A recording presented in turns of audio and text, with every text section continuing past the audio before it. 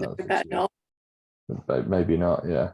Right, okay, so I'm going to let our friends in. Gavin Bent, I recognise that name.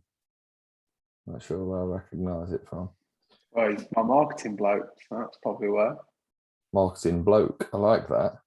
Sorry, chap. And you're still in the office as well. And it's me and Jodie, the hardest working duo, sitting at home. So yeah, the trouble is with being at home is having the twins knocking on the door every 5 minutes. Sure. So I thought best not, probably. So we'll just wait a couple of minutes for a few other people to get in, but we have got some friends with us. We've got Joe and Jane and Paul and Gavin, your marketing bloke, and we've got Nicola desperately trying to get in. But we are streaming this live anyway in our Facebook page. Michael will share the link with you so that you can obviously share it in your Facebook page, on your Facebook page as well. But thanks for the people that are here, joined us tonight, and I hope you've got some questions ready for the superstars, Michael and Jodie.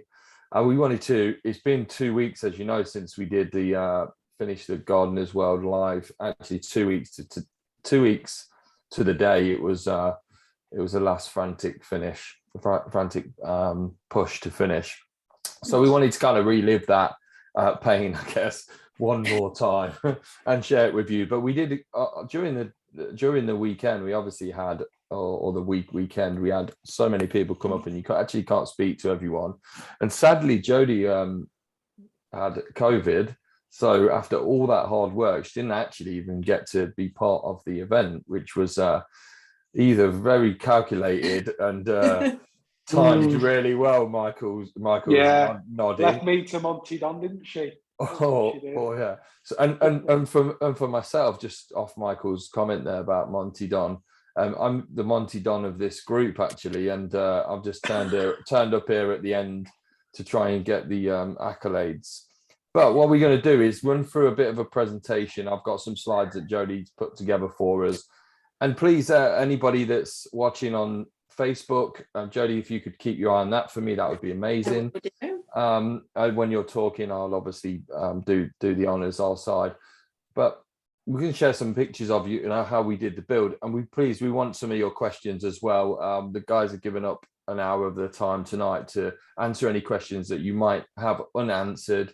And it might not even be about Gardeners World Live. You might just want to speak to Michael about how do I get a swim pond? How do I contact you guys? Whatever it may be. And likewise for Jodie. So if that pops up, please use the chat function on Zoom. That would be amazing. If you're on Facebook, again, please use the comments or whatever on Facebook for that. And at the end, we can give you a link to Jodie's email or Michael's email or whatever that may be. But please, if you've got any questions, ask them. And we'll try our best to, or Michael and Jodie will try their best to answer every question if we can. And Nicola's joined us now, so hi Nicola. Finally got Zoom issues out of the way. So I'm going to just swap to this presentation, and then we'll fire away and we'll see where this leads us. So I guess I'm going to hand over to Michael and Jodie to do the majority of the talking, really. Talk to us about the living landscape, the nostalgic experience, and just how this, Michael, I think from your point, how did this come about in the first place? Because obviously this was your build that you asked us to be part of, and we was very happy to be part of course. But it started off. I remember you and I went for dinner with Harry, I think. But how did this sort of happen? Where did it begin? And why did you take it on? What was the driving force behind taking this on? Yeah, I think it happened. It was probably pre-COVID. I think that I got contacted by a chap called Harry who ran a pond company, or still runs it up north, and he's done a lot of show gardens, and he's not able to do that now. And he got asked by Bob Sweet if he would be able to find somebody to do something at Gardeners World Live. So because, we'd never done anything like that, and we went, basically, I think it was me and Tim went and met him, had a meal with him, and talked to him about things. And I said, yeah, I'd probably be interested in doing something like that, something we've not done before, not tried before. And Harry did a lot of it, and it had been really good for his business. So I kind of thought that sounds quite exciting. And COVID happened, and then they did actually do a show late in the autumn, but it wasn't the right time for us. So I said no, but I would be interested in doing it this year. And when the opportunity came round and they said, yeah, we'd really like you to do something, I basically gave Barry a call and just said, look, there's an opportunity for us to do a ShowGarden here, Gardens World Live. We've never done it before as a company. But if we're going to do it, I want to do something big, do something different, do something that they wouldn't have seen lots, and I basically asked Barry and he said, yeah, he always says yes. I think later on he probably regrets it a bit, but he generally always says yes if I ask him something. And then we went and had a look, and then we looked around the site, we looked at all the different plots, and there's one plot at the front, and they go, this is the biggest plot we've got here, and they said you could have a rectangle of this, and I said, well, can we have all of it? Come, and I was laughing to myself because I was thinking, the swim pond size isn't going to change really. So me asking for more only means that Barry's got more work to do. So, but he did say yes, doesn't he? So I thought fair enough. So yeah, I thought what an opportunity for us. We're both ambitious business owners, want to take our businesses as far as we can. Why not do the biggest show garden I've ever seen there? So that's basically how it came about. And obviously we had a meeting here at my office, and we went through the design, and we worked tandem with Jodie and me trying to get it all to fit and all to work together.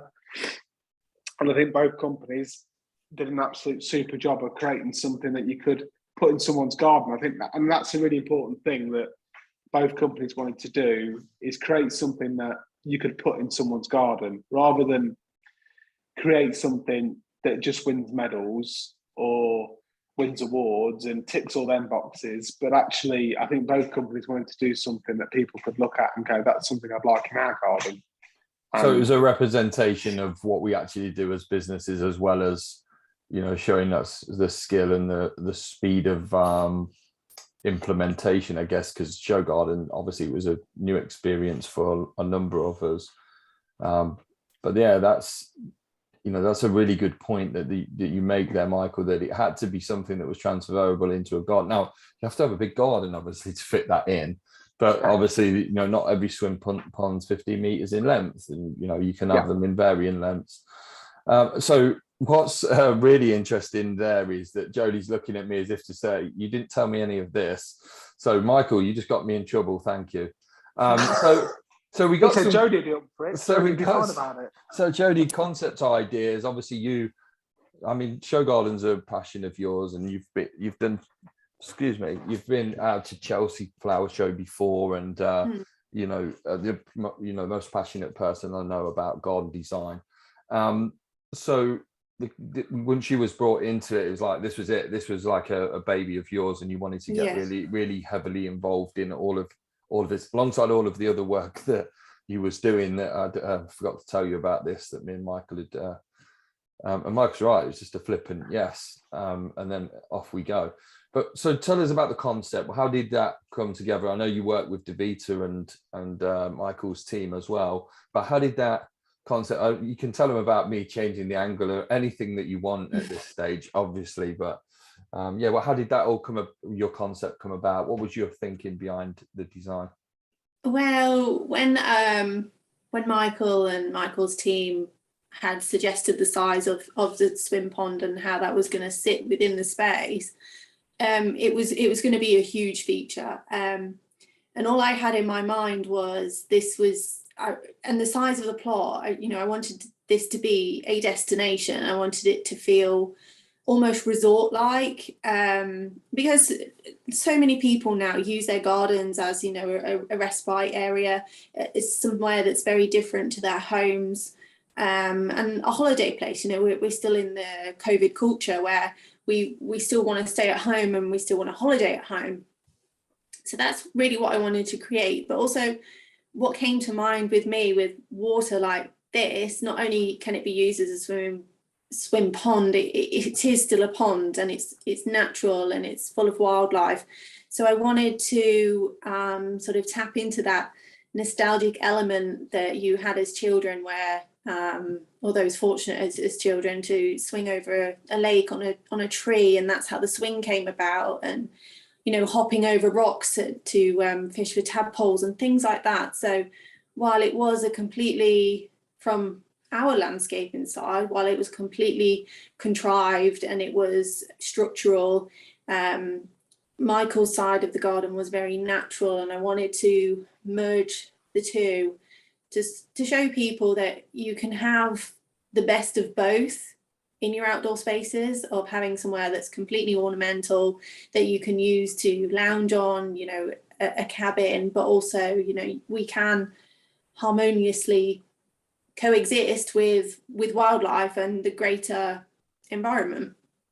I like that, because we could harmoniously coexist with Michael's team as well. So that was pretty good. So that was transferable as well. So we transferred quite a lot, actually, didn't we? But one of the things that really was not surprising to me, but obviously Michael and I meet all the time, and I look at a lot of the work that he's done, and it's always so impressive when you see the pictures. But I don't think I fully appreciated it until I actually seen it in like actual swim pond in the flesh is not the right word, but actually seeing it physically there. A whole new appreciation for what is, and now I can understand why people invest so much money in something like that, because it is not only is it wow, it obviously, like you said, it connects with nature and nostalgic feeling and all of those childhood memories that we have around water. I just want to take just a quick pause just to ask anybody that's on the Zoom call at the moment, if they'd like to ask any questions, please pop them in the chat. We are going to get round to them. Also, if you're watching on Facebook or watching back on a replay, please pop your questions in the comments and we will try and get back to them. And if we can't get back to them on this call, we'll certainly get back to them all over the next couple of days. And also at the end, we'll give you contact details for Michael and Jodie as well, if you want to discuss your own gardens in a bit more detail. So just moving on to material selection a little bit. Before I do, Michael, just when Jodie first brought those concept designs together, and you guys were, discussing that internally at your office as well, what was the kind of feeling on that? I know you wanted to, put a swim pond in there, because you can't go many places and see a swim pond. So it was a really good promotional opportunity for you guys as well. But what was your feelings on the concept? How did that come together? Or was you quite laid back on the sort of nostalgic feeling that was being created by Jodie? I think what was quite exciting for me was when I seen it, I was like, oh yeah, I really like that swing. And I was able to, I'd say, why you put a swing in it, Jodie? That's a bit random, But then she explained it, and I went, yeah, I really like that. And I like, one of the criticisms of the judges was they didn't like one of the cutouts on the decking, but certainly the bigger one near the near the building, I really like that. And that's not something we would have normally have done, because obviously we build swim ponds and we do jetties and stuff, and I quite like that idea of cutting it out. So it was quite interesting to see Jodie's take on it, who I'm just making assumptions, is normally just landscaping areas. And I know that you do swimming pools, but they're not the same. It's not the same as doing a swim pond. So it was kind of interesting to see your concept of how that would look. And obviously when we do a swim pond, we do a little bit on the outside, but we don't really do a lot. We're not a landscaping company, so we don't do that really. We just put in swim ponds. And obviously we want them to sit right in any kind of area. But it was kind of interesting to see that concept of how you merge the decking in and things like, I would have never have said, I'll do the walkway how you did it. but actually, when I seen it, I was like, yeah, it actually looks really smart. And the use of hedging and stuff like that, I would have normally have gone, oh, it's really formal. But actually, when you see it all work together, but that's kind of the skill Jodie's got as a designer that you know, looks beyond a certain material on its own, but how it all blends together. So yeah, I think when I seen it, and I kind of got a different appreciation for how she'd merged it all with the garden. And actually, to be quite frank, I think from the first draft that you gave us, I don't think it changed that much. No. So I think we fought over the stepping stones. I think we was quite adamant we was having them, and then the judges said, why did you put them in? So that did make me laugh a little bit when they said that. But yeah, I think, yeah, ultimately, you know, what we delivered with in your first draft is what ended up being done. Yeah, and you know, we had lots of feedback from the judges, and in hindsight, there is many things that I would do differently. But when you're so immersed in a design, you get very, you know, one-sided, and I'm quite stubborn as well. Really? Yeah. But the whole decking feel, because I think we had a lot of discussions of how much the decking was taking up of the swim pond as well. But I really wanted that swim pond to run under the decking, because I wanted that really immersive feeling. So I wanted all the plants to be around the decking to soften it, and so it felt very fluid. You know, and like you could, if you wanted to, you could step off into the decking and you could, you know, paddle in the stones and things like that. Because when we do swimming pools are very swimming pool paving and the rest forms around it.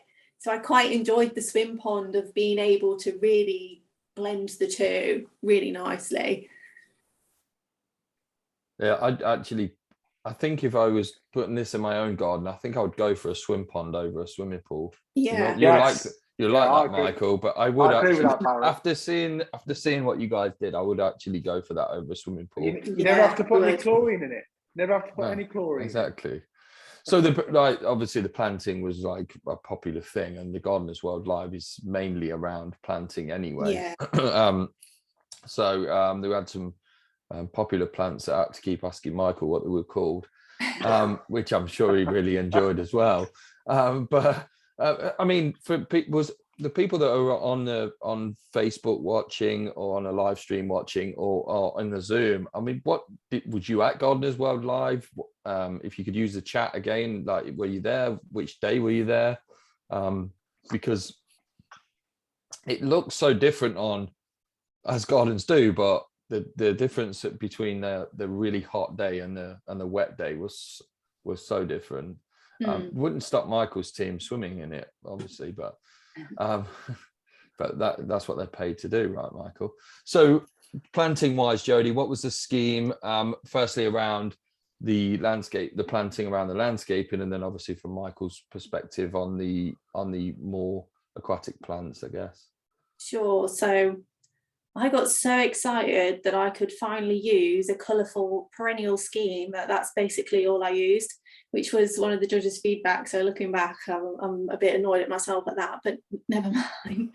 So I wanted the planting to look the complete opposite to Michael's. So because I was going for a really ornamental garden merging into a greater, more naturalised landscape, I wanted a colour palette that wasn't strictly natural. So I had a lot of oranges, peaches, and then I merged that with purples to tie into Michael's pond plant scheme. So it was very dual toned. It was really rich, which was complementing the cedar cladding in the cabin and the natural tones of the timber. But then it made a very deliberate and definite finish of the ornamental side of the garden to the more naturalized pond area. So that was deliberate. If I'd used quite natural palettes, you know, wildflower through the scheme, let's say, I think we would have lost the lot of the impact from the landscaping and the swim pond separately. So while I wanted the scheme to merge, I did still want the two definite elements to the space for the sake of the design. And also we are two businesses, so I wanted to showcase each business off separately also. Awesome. Michael, what about, obviously Jodie wanted it to be completely different to the way that you would design your planting scheme. So what was the sort of the idea behind the planting scheme? Was it literally that's the kind of palette that you would use typically anyway on a swim pond, and you wanted to really showcase exactly what your company would do for a client? Or did you do something slightly different for the Gardeners World live ShowGarden that you perhaps wouldn't have done ordinarily? Yeah, the only thing I would say that was different is that we put in there were quite large plants, because obviously we've got the supplier Lincolnshire Pond Plants to bring the plants on for us. But of course, that's not, you wouldn't normally plant a swim pond that dense, because you've got to allow it to grow. And there's lots of technical reasons why we need to allow it to grow. But one of them is because we want them to soak the phosphates out of the water. And if you're putting in established plants, it's a bit more difficult. So, yeah, I would say we heavily planted it so that it looked, done. Where I would say our swim pond, we did have a couple of clients go, hang on a minute, mine doesn't look like that. You've just finished it. I'm like, yeah, but in 2 or 3 months it will. Don't worry. It's just we need to let it grow. But obviously for the show. But again, there's a huge cost to doing that, because then we have to have everything delivered on pallets, and they can only put so many plants on a pallet. But yeah, so we planted it very dense. I would say that's probably a thing we'd do that we wouldn't normally do. And generally speaking, when we do swim pond planting, or even pond planting for that matter, you tend to do a lot of group planting. So you're planting in big numbers and big groups, so that the pond's kind of got depth of field everywhere you look at it. So it's got all different sizes and shapes, and you've got different structure in there. So yeah, and we are limited a little bit to what pond plants look really pretty. Whereas when you're talking about garden planting, you've got obviously a massive array of plants to go out, where pond plants is a touch more difficult. So yeah, but I think the actual finished, it's Russell, who works for me, one of my consultants. He worked on the plant design with Lincolnshire Pond Plants to come up with the right look for it, and I think they did a super job. Because what we're trying to do with the swim pond is, I'm not dissing swimming pools, by the way, they're lovely, but you're trying to create something that looks like it's always been there. So, but you can safely swim in it. That's what a swim pond is. So we've got to make it look like that wildlife's going to come into it, and and they would be able to get into it. We was hoping a great crested newt would land in it, so that the NEC would have to keep it, but unfortunately that didn't happen. So, but yeah, there was just one stipulation I had, and I wanted no yellow, because it would really clash. And I just remember Michael and Michael's team saying, but most pond plants are yellow. Yeah. So that was quite a challenge for you, I think. But it looked really stunning. I think I said, if Jodie says no yellow, that means no yellow. So there you go. What a gentleman. Exactly that. Listen, I think both planting schemes were amazing, and that was a lot of the comments. And you just expect that the swim pond is like the thing that people come and they're wowed by the water, but it's amazing how much people know about planting as well. Just the general public know so much about the planting as well.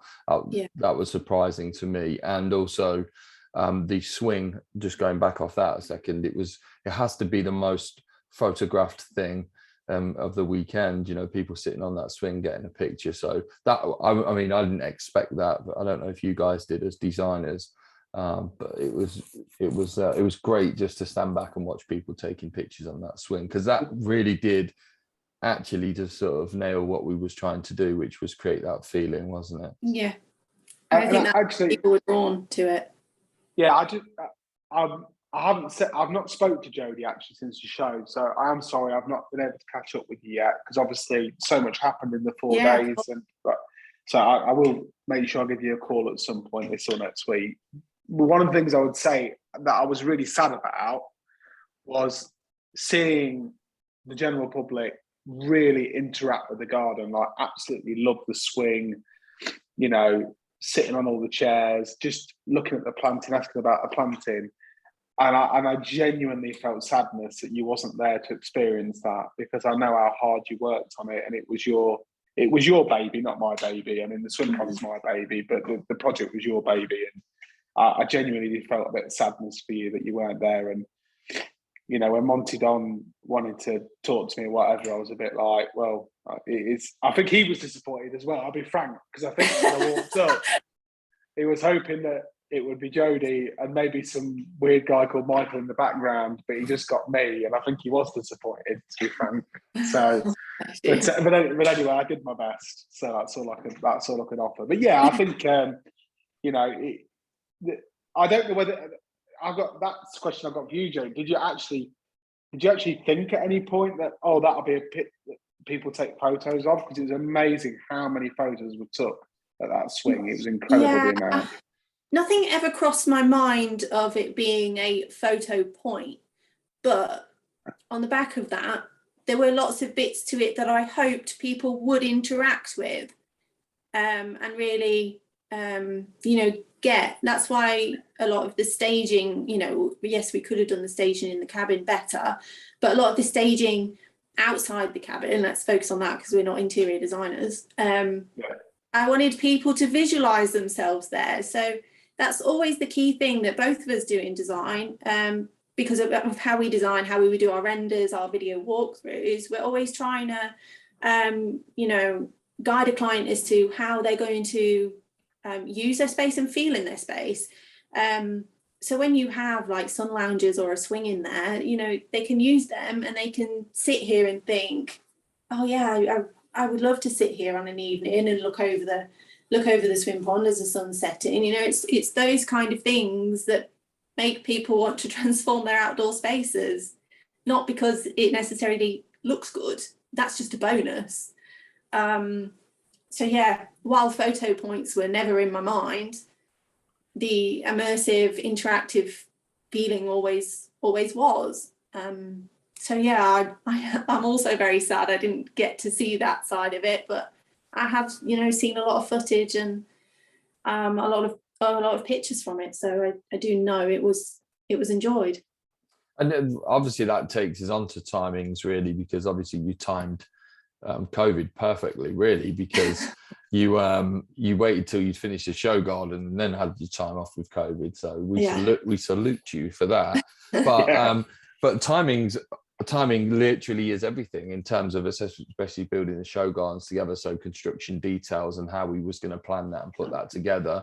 I think when we totaled it up, it was about 4,000 hours or something, wasn't it? That we said just under 4,000 hours in terms of labor time to put it all together. But that took a lot of planning. And then, as these things do, Michael, as well, it goes from I've got this really well organized and my management team are looking after it to I'm out there with them as well, and the managers are working on this project, because just the time just sort of ebbs away a little bit. But I think we're both proud as companies of our efficiencies, and I think that was something, because obviously not only have we done this, we also, you know, collaborated on the Leicester City Memorial Garden at one point, which was an equal sort of, it wasn't a show garden, but it is a showpiece, and it was had a massive deadline on it.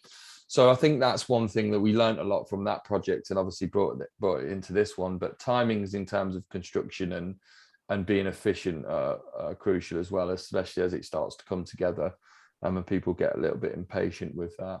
So was it, I mean, how is that for other people that are on the call that might be looking to hire landscapers, or they've got landscapers that are they're you know, got lined up to do their project for them, whatever it may be, or doing it themselves?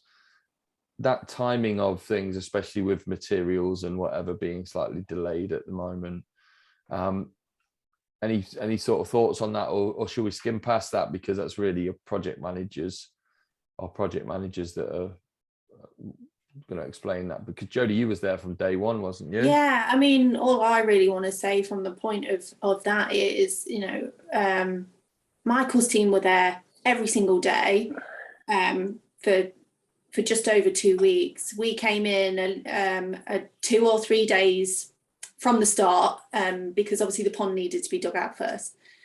And everything we did that we were in control of was on schedule, and we finished Wednesday morning with a good few hours to spare, just to titivate everything.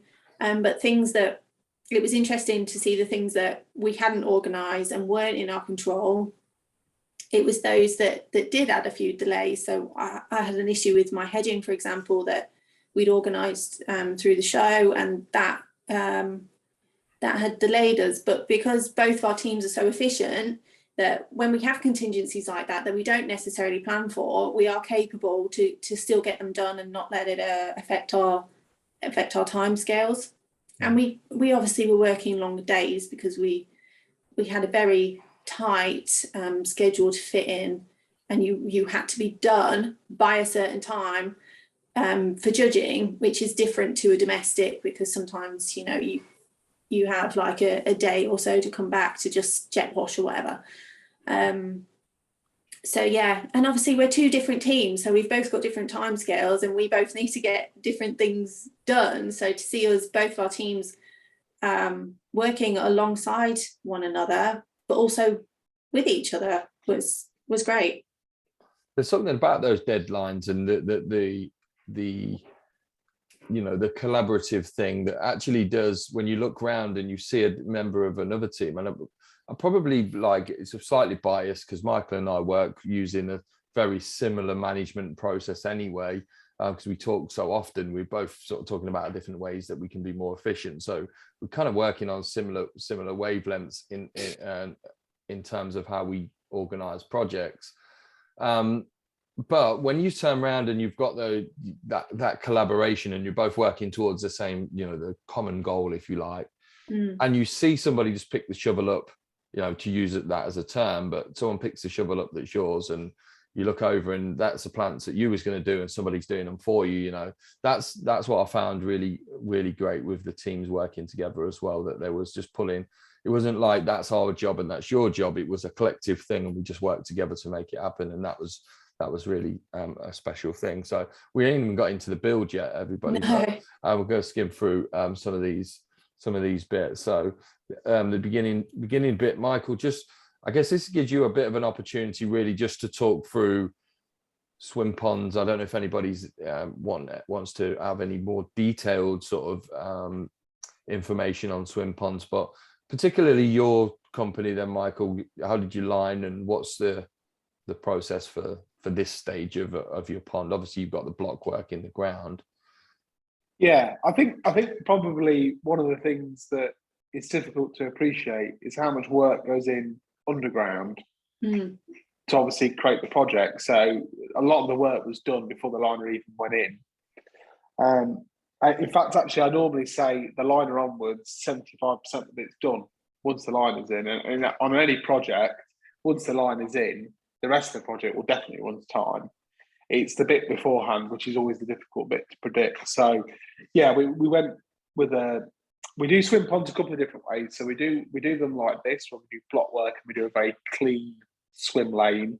We also do a hybrid one where we dig it out a certain way so we don't have to put block walls in to save cost. For the show, I oohed and ahed about which way we was going to do it, and I was, up until I think the week before, was going to dig it out.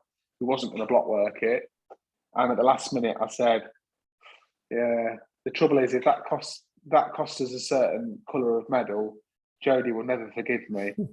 So we'll block work it. I'll take that cost on the chin, and we'll just get it block worked and get it ready to go. So that's what we did. We block worked it.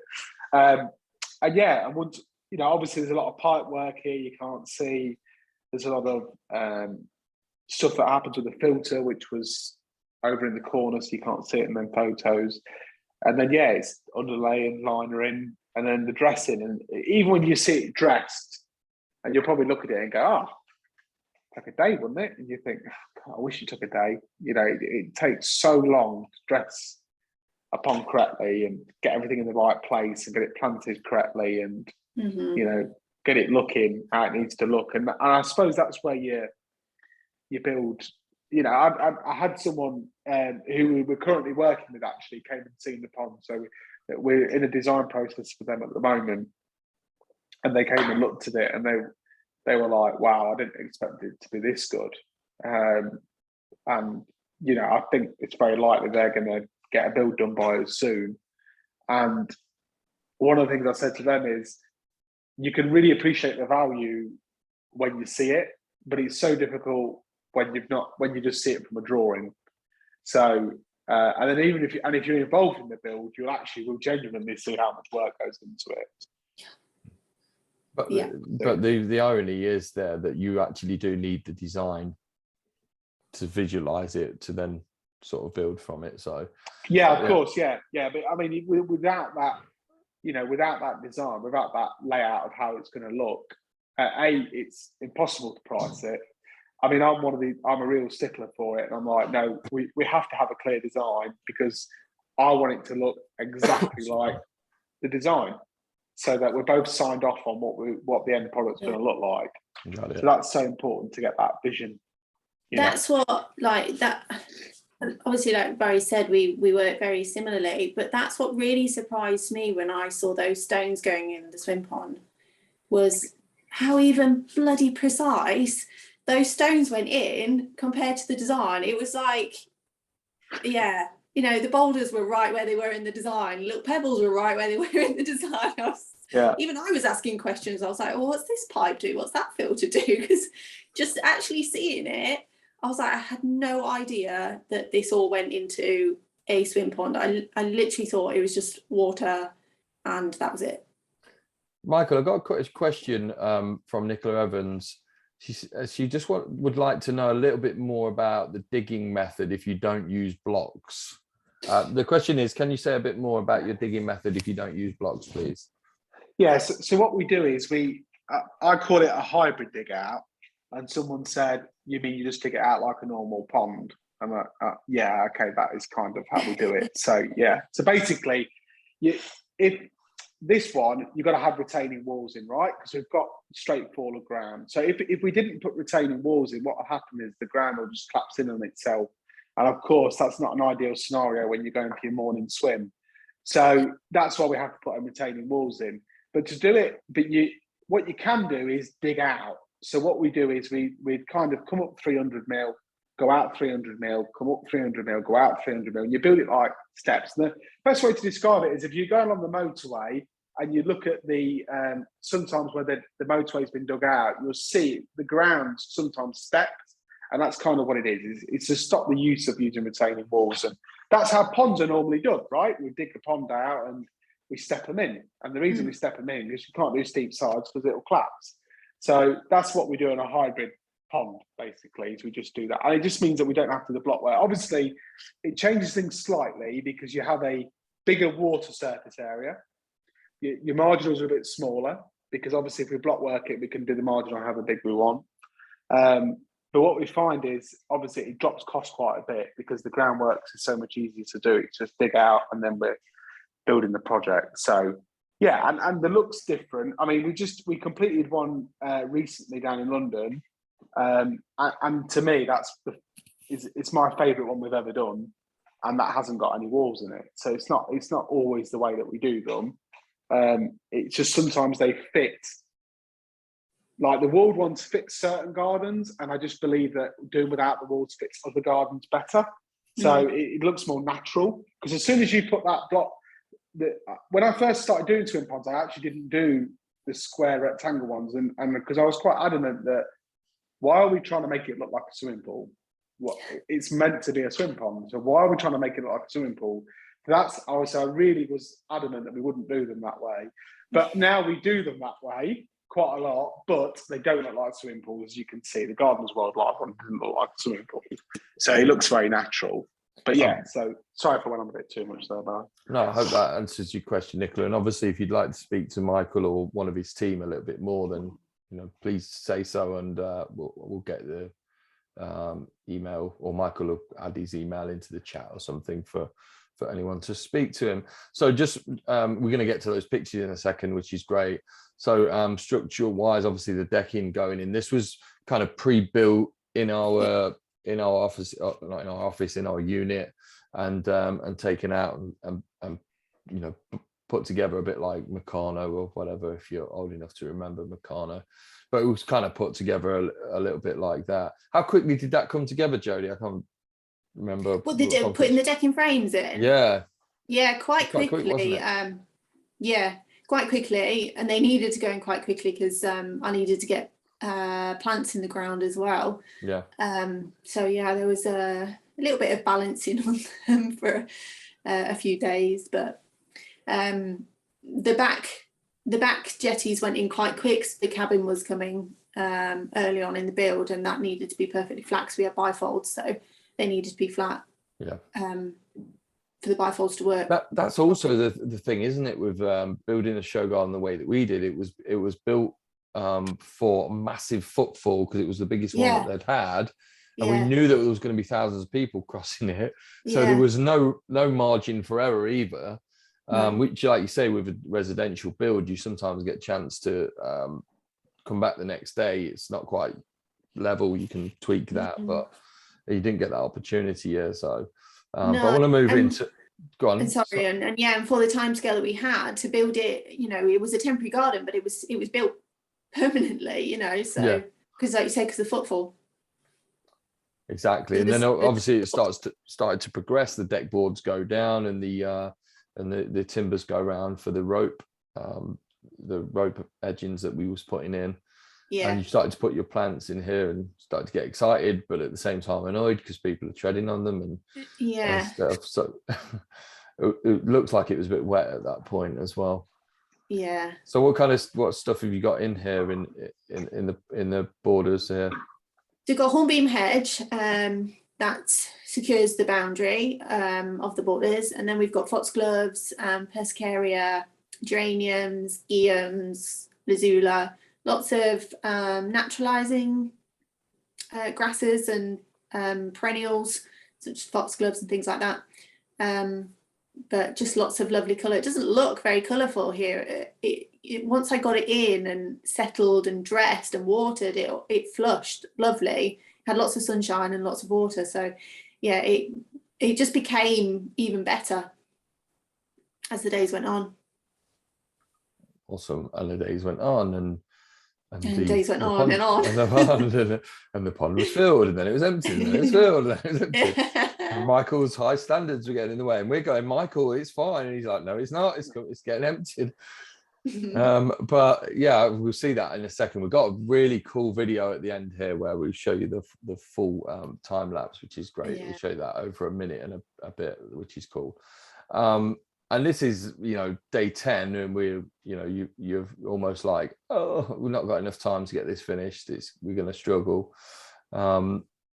But Michael, here you can see, obviously, it's starting to take shape in terms of the oak sleepers that you put around the edge to give that definitive line around the pond. I've seen a couple that you've done like that. That, to me personally, is like the look that I would go for. It's kind of got that swimming pool feel, so it feels like a contemporary swim pond, if that makes sense. I don't know if I've created a new genre, but it's a contemporary a swim pond is what I would describe it as myself. But I've always felt like the plants in it would just feel untidy and whatever. My own personal thing. But having seen it, I was just like completely changed my view of it, and I was so impressed with how the swim pond looks. So I'm going to move through the pictures, obviously, and there's the swing, and I might have even been here at this point somewhere. I don't know. Kicked everyone to take photos. So but anyway, look at it there. Those two lounges look amazing in my garden, by the way, Michael. But there's the swing and the feeder. Obviously, everyone watching on part of the call now or watching on the stream that we've got on the live stream, look how impressive that looks from what it was to where it is now at this finish point. This was the just pre-judges, wasn't it? Yes, this was about 11 o'clock in the morning when we were being judged in like an hour's time. So I booted everyone off to keep it clean. And I was impressed with the lagoon, and Michael wasn't impressed with the lagoon. Oh, so nice. we had our standoff. But look how amazing that looks. My phone is just full of photos. I got so obsessed with this garden. It just looked amazing. And it was the water that was attracting people, the scale of the water. Yeah. I think it just looks amazing. Yeah. Just on the water thing, because Barry's mentioned it a couple of times. So normally when we do these projects, and we actually give a clear water guarantee. So from my perspective, our swim ponds have to have clear water. So it was a bit disappointing that we'd emptied it a few times, filled it back up, and every time we filled it back up, the road sweeper came by, put a load of dust in it. And then what we also found out very late on, I think we didn't discover it till Sunday, was there was a leaking pipe that kept running soil into it. So basically, we were just fighting this battle we couldn't win with the water clouding up, which was really frustrating. I think it looked best probably on the Thursday, and the Friday it was okay, but it just didn't meet what I'd consider my expectation. And the judges, they did actually bring it up, but they understood. So they said they didn't mark us down for it, although he did actually give me some useful advice using a different type of filter to put on the end of it just to help stop them problems from happening. But it's just a learning for us. We've not done the ShowGarden before, and we'll learn from it and do it better next time, I suppose. Yeah, listen, I know you talked about this when we was there, and that ideally you would, on a client's garden, you'd like a couple of weeks to really get that water level being right. And it happens we had like 10 minutes or something, whatever it was, before the judges came around. And then, like you said, you're fighting the elements then anyway, and also not having enough time to get that done. But to me, it looked fantastic. And the result at the end of the day is the two of you there with the award. The best construction landscaper was the one. I mean, we wanted the platinum, of course, but the best construction landscaper was meant a lot, because that was what this was about, showing what we could actually do from a construction perspective in somebody's garden. So we actually, from that point of view, that was only one award for that, and we got it. So that was great. And then the silver merit's amazing as well, for considering that we're two independent businesses that paid for our own build, and made sure that we invested our own money to give everybody something to take pictures of and be proud of. So that was, for me, the best result, was seeing people take the pictures and seeing our teams there and their family members and stuff, because you don't often get to do that as well, Michael. We're obviously locked in our caves, sort of figuring out how we're going to get our businesses through the next season and the next season. And then you don't really get enough chance to see the team members and their families. So seeing them there as well was really good. That was something that mattered to me as much as winning the awards. And I can say that because we did win the award. So it's not like I'm saying it because I'm bitter that we didn't win an award. We actually did win the award. So that's the bit that meant a lot to me. Jodie, obviously you didn't actually physically see the people there, but I know you was really proud of. I remember when they called out the award, and you was at the side of me, he was like, yes. So that was good. Michael, from you, Michael, from the journey of that first conversation with Harry to actually picking up that award and going up on stage, was there a sense of like real achievement there, relief that it was sort of done, and what was your overriding feeling at that point? Yeah, I think a couple of things. I think that we got awarded a silver merit, and I think we all felt we probably ought to have got gold. But of course, we're all going to be bitter about things that we should have, could have, would have. But I listened to the feedback, we'd have made things different. But actually, getting the award we got you know, for me, I just felt that for the team, for our team and for your team, that was deserved for the work and effort they put in and delivered. It's not easy, actually, even no matter how good our rendered designs are, to deliver something that looks exactly like the design. And the team did that. The team did that. And you'll be surprised how many companies aren't capable of that. That is a very difficult thing to do. But that's what both companies do when you do landscaping and garden designing for clients, and when we do swim ponds and ponds for clients. That's what we do. We do the draw, we do the design work, we do the CAD drawing, we do the video, we go, and when you've actually got it, that's what it looks like. So I was more chuffed for the company and the people that work in it, the awards for them, and you know, that's what made it. It's not what made it worth the effort. I mean, let's be frank about it. Obviously, you know, as companies, we're trying to market ourselves and show what we do as a company, and you know, want to show it to a wider audience as possible, obviously. But actually, the team go from job to job, site to site, producing fantastic gardens in your case, fantastic ponds and swim ponds in our case. And it's nice to get some recognition. And that I really felt when we got awarded that, I was like, yes, I'm really pleased they got that recognition. Yeah. And yeah, and you know, and I felt it was well deserved on all fronts, really. Jodie, anything to add to that from your own feelings? I mean, he wasn't feeling great at that point by the paper. My ego is always going to be a little bit hurt that we got silver merit because I am a designer, but I was so proud of both teams that we had won Best Construction, because we are predominantly construction, and he said destruction. We are construction companies.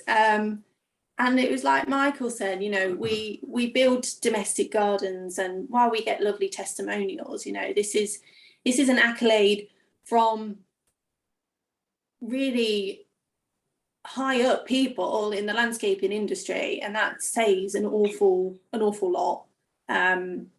So yeah, I'm both sides of it, but you know, I didn't build this, the team built this, and I'm so very, very proud that they had won as Best Construction.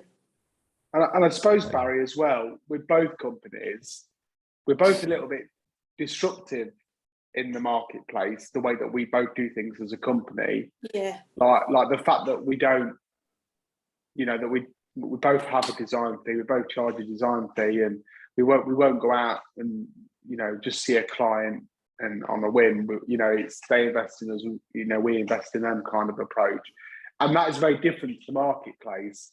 So it would be, so to actually go into, you know, what is the big organization, and, you know, and then to view what we've done and go, no, actually, this is really good. And they said that, you know, in the feedback, it was excellent. I mean, there was just like little small things that meant we didn't get a gold. It was just like really minor things that if we were ShowGarden companies, we would have known and we would have done better. Yeah. And we will learn from. But I think it was nice to have like this kind of two companies that are a bit disruptive in the market to actually come in and get awarded, you know, the Best Construction Landscape in the UK 2022. Yeah, I don't think we could have really asked for more, to be fair. Awesome. So before I just play this video, it's got a minute and 12. If anyone's got any questions, please pop them in. Jodie, if you could put in the chat a contact email for Claire or just for the business in general. Michael's shared his with Nicola.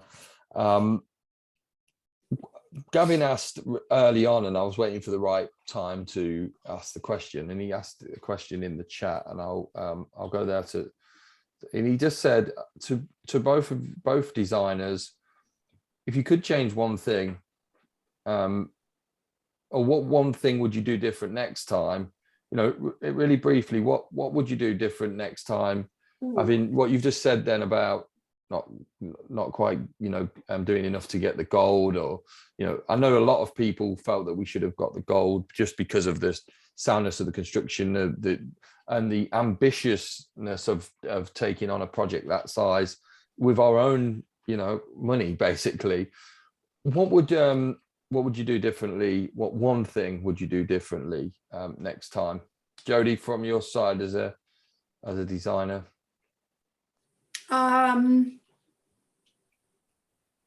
It was the plants, which really upsets me to say, but it was the plant side of it that let us down.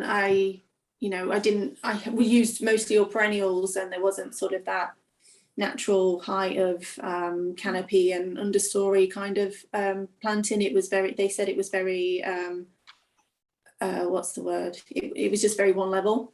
Yeah. So yeah, that's what I changed. Okay. Michael?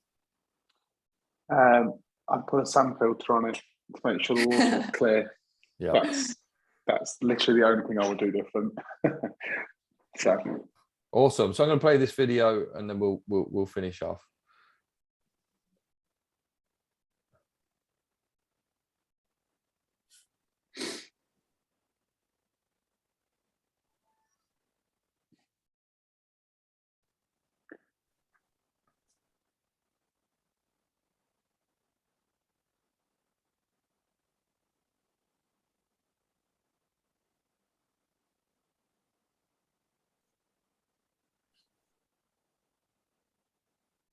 I think it needs a bit of Queen here, but Don't Stop Me Now.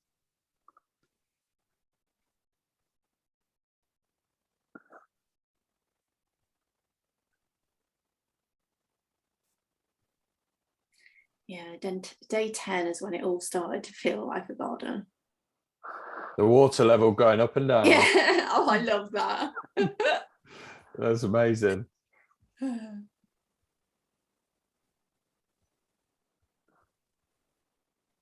It's a shame it's a bit jumpy. It will be, it's a little bit jumpy because obviously I'm playing it on PowerPoint. it's streamed. Yeah, it's streamed. Yeah. So I mean, thanks for watching, obviously, and thanks for taking your time to be here and letting us share that journey a little bit more, and for Michael and Jodie for their time as well, out their busy schedules. Has anyone got any questions that they want to ask at this point? Does anybody want to speak to Michael about getting the swim pond done, or speak to Jodie about any planting or anything like that? If anybody wants any sort of private conversations, then we're happy to do that.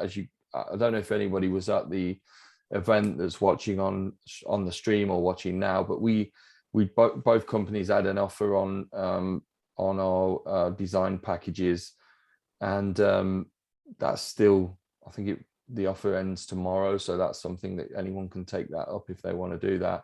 But again, Michael's put his email in there, Jodie's put her email in there. If you've saved them and you want to contact them, that's amazing. Jodie, we might have to put that on to the Facebook stream. Michael, I'll send you the link for the video so that obviously you can post it through into your company Facebook as well. Joe, thank you for the message, appreciate that. Thank you, Jodie, for the presentation, and Michael and Jodie for sharing everything about the ShowGarden that I wouldn't be able to. Paul Stobbs was at the show on Friday, got the best weather. Was it the best weather? It was on the Friday. It was amazing. Friday, wasn't it? Yeah, it was amazing. We appreciate sharing that with you, and Gavin obviously done so much towards the marketing for your company, Michael, and did a fantastic job of that as well. Again, we're here. It's a Michael Wheat group, Ponds by Michael Wheat. If you need anything, if you want you want to recommend friends to us, anything like that, we're always looking for more business. We do actually. We're small companies and we're looking for more business. So we'd be glad to speak to anybody that's committed to moving forward with a project. I'm sure, is that right, you guys? Because I'm putting words into both of your mouths. If you are, Michael, if you are interested in always business. Interested. So yeah. I mean, just a quick one then. I'm just going to do this very quickly because I don't know whether I've already asked the question or not. Lead times, how long does it take? Do you have to do planning for swim ponds and stuff? And by the way, I'm not buying one at this point. I'm just asking because I think it might benefit everyone listening. That was all. Well, just for you and Marie's benefit, you won't need planning where you are, so you'll be all right. That's great. Thank you're you. You're not in an area of natural beauty, so you're okay. Yeah, it's areas of natural beauty. It's like grade listed buildings. They generally need planning. We do work with planning, so we've currently got, I think, probably a couple of projects in planning at the moment. We've probably dealt with about 15 or 20, which all got passed. So it's not normally a problem getting planning. It's just sometimes you got to do it. But actually, a lot of gardens don't need it, and we can just get in and build them. So generally speaking, I suppose from when someone calls up and inquires, within 3 months, you probably could have it built. So sometimes it's a bit longer, some might even be a bit shorter than that. So it all depends on lots of factors, really. But yeah, we've got a very proactive team, very proactive company, and everyone's on it, really. So and we love what we do. Genuinely, you get to meet you speak to Tori on the phone, and you get to meet, virtually meet her and speak to her about things, and you get to see how she is, and then you speak to the consultant, and then meet the team building it, and meet the designers, and we're a company that just loves what we do, really. Excellent. Jodie? What was the question? Just the question in terms of lead times, design, how we work in, what could people need to do to get in touch. I actually put before that, I actually just posted a link to the Living Landscape guide. So we created a show guide, which is all of the way that the garden was built, basically this presentation in a pack with also with the plant list as well. And if you do download that or opt in and request that, then Michael's design fee offer will come through to you, and ours will come through to you as well, if you want to have a look at those things. If you're at the stage where you're ready to commit to transforming your garden, or somebody that's could benefit from what we do. So yeah, Jodie, it was just more on the same question. Michael's was probably more so because of the planning. We don't necessarily need planning with the garden design. No. But getting in touch with us, is it just purely inquiries at thegardendesignco.co.uk? Yeah, well, anything, or you can call us. I'll put our number in there as well, or Facebook. But you'll always come through to our lovely Claire first, and she will chat through with you initially, and you'll have a telephone consultation, and then you will have another complimentary consultation with our design consultant.